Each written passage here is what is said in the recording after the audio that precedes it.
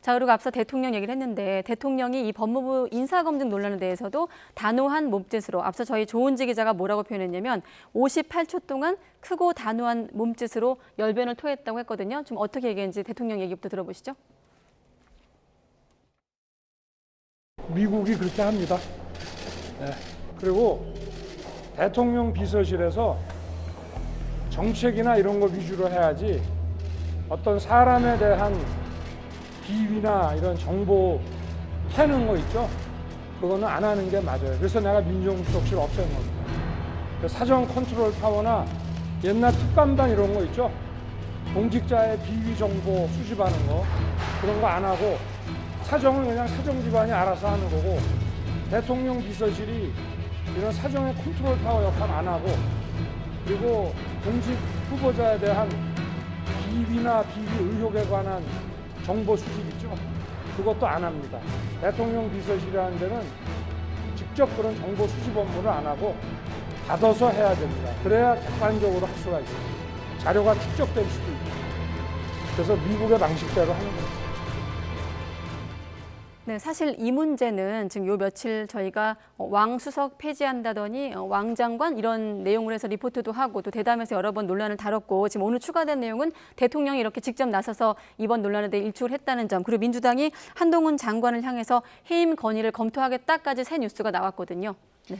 이 부분은 사실 그 윤석열 대통령의 상당히 저는 확고한 소신이라고 봅니다. 그러니까 어떻게 보면은 사실 윤석열 대통령이 과거에 검찰총장을 지내지 않았습니까? 네. 검찰총장을 지내면서 사실 청와대에서 가장 권력이 세다고 할 수 있는 민정수석과의 그런 관계들을 다 몸으로 겪으신 분이거든요. 그렇기 때문에 이 부분에 대해서는 그 제왕적 대통령제를 이번 차제에 해결을 해야겠다는 저는 확고한 소신이 있다고 봅니다. 저는 그것이 두 가지로 나타났다고 보는데요. 하나는 민정수석실 폐지라는 걸로 나타났고 두 번째는 청와대 이전으로 저는 나타났다고 보는 겁니다. 그래서 이런 식으로 가고 있는데 사실은 원래 기존대로 하자면은 청와대 내에서 민정수석실이 살아있다는 전제하에서 인사수석실이 인사를 추천을 하면 민정수석실에서 검증을 하는 그러니까 어떻게 보면 청와대 내부에서 이게 다 이루어졌던 기능이었는데 지금 윤석열 대통령은 인사 검증 기능만을 떼서 내각에다가 주자는 겁니다. 내각에다가 주게 되면은 내각은 청와대에서 어떻게 보면은 인사를 전행하는 것이 아니라 내각의 검증 기관에 대해서도 국회에서 통제를 할 수 있거든요. 그래서 이런 장점들이 있기 때문에 저는 이 부분에 대해서는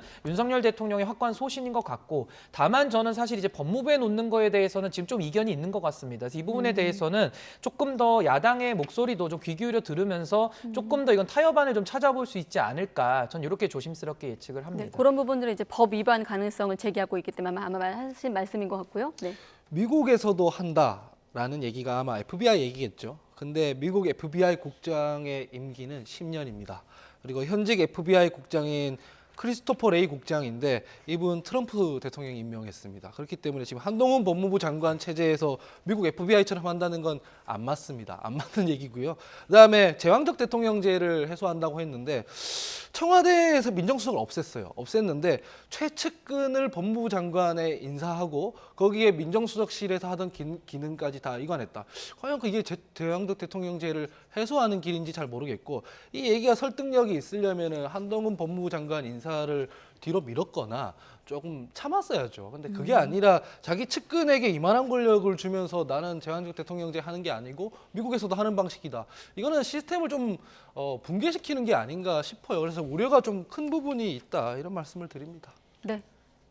네, 이 부분에 대해서는 저는 한 말씀만 드리자면은 사실 맞습니다. 그러니까 권한을 너무 법무부에 지금 집중해 준 것 같은 모습이 보이고 또 한동훈 장관이라는 특수성도 있기 때문에 전 야당의 비판이 타당한 면도 있다고 보는데요. 네. 동시에 권한이 크면 그만큼 책임도 무거워지는 것이거든요. 그래서 한동훈 장관은 아무래도 앞으로도 인사 낙마가 있을 것으로 예상이 되는데 그럴 때마다 아마 야당의 비판을 피하기가 어려울 것이고 저는 법무부에 놓는 거는 저는 검토가 필요하다고 봅니다. 뭐 총리실 산하에 놓는다든지 인사혁신처에다가 그런 권한을 줄 수도 있는 겁니다. 그래서 이런 부분들은 조금 더 열린 자세로 타협하는 것이 좋지 않겠나 이렇게 봅니다. 네.